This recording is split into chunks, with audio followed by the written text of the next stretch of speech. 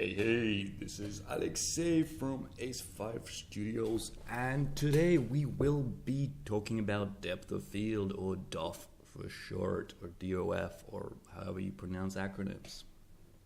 So, we're going to cover the three main types of depth of field. Well, there's two and a kind of third one, which is viewport one. But yeah, we're going to talk about what was the original depth of field in cinema, and you can still use it when you're using a standard renderer. And then we're going to talk about the physical depth of field and how to use that. And then we're going to show you how to do it in the viewport. So you can scroll through the video if you don't want to watch the beginning parts. So the default depth of field, make sure we're on our standard render engine. It's basically a pretty simple one. In camera, you go to details and you click this one, and you'll see there's two lines. This one, when you turn it on, might be like somewhere over here for some reason.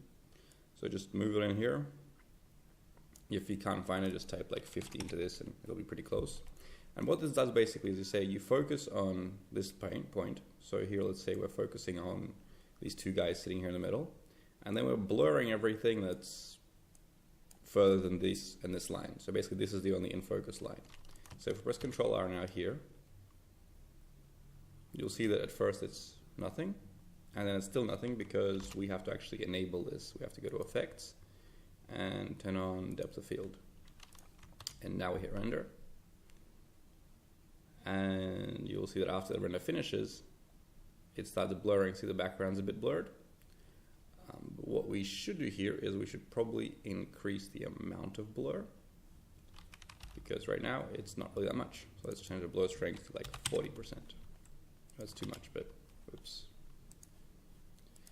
So now I set up for render. See, once it renders, see, wow, there you go. That's very blurred. Let's maybe bring this down to like 20.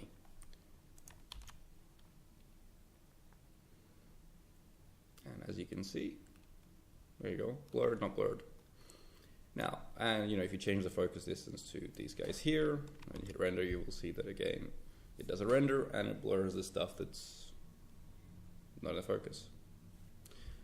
And if you drag this out, then the blur will be more gradual. Now, so this is this is not so blurred, that's more blurred. So this is what the original and the standard render, how depth of field works. The biggest problem with this is that if you have, for example, a piece of glass here, let's say we focus on this piece of glass, and we hit render now, you will see that the blur only works on geometry. So as you can see, these guys are still in focus even though they're meant to be blurred out because the glass is in focus.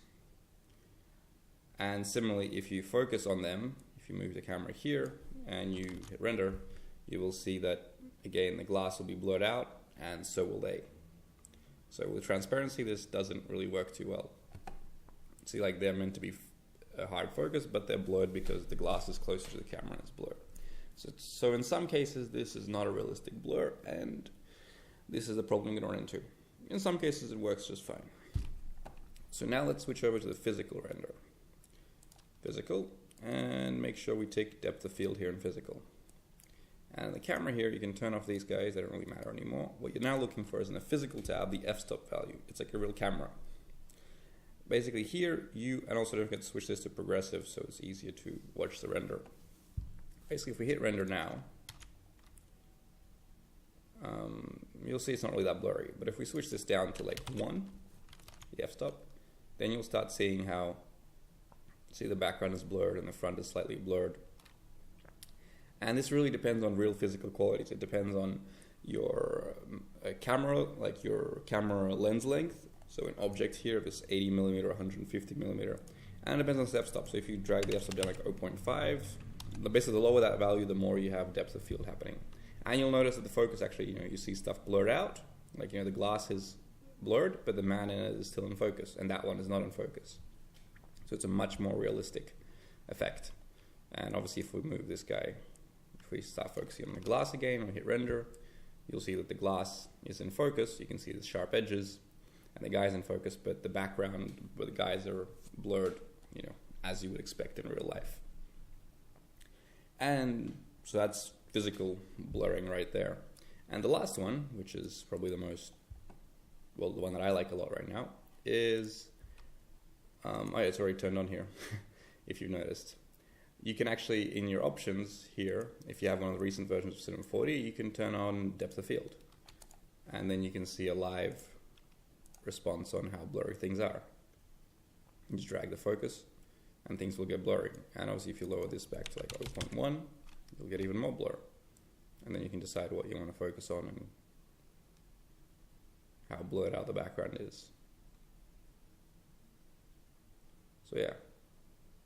And that's pretty much it. It's your 5 minutes of depth of field training for Cinema 4D. Hope you enjoyed it.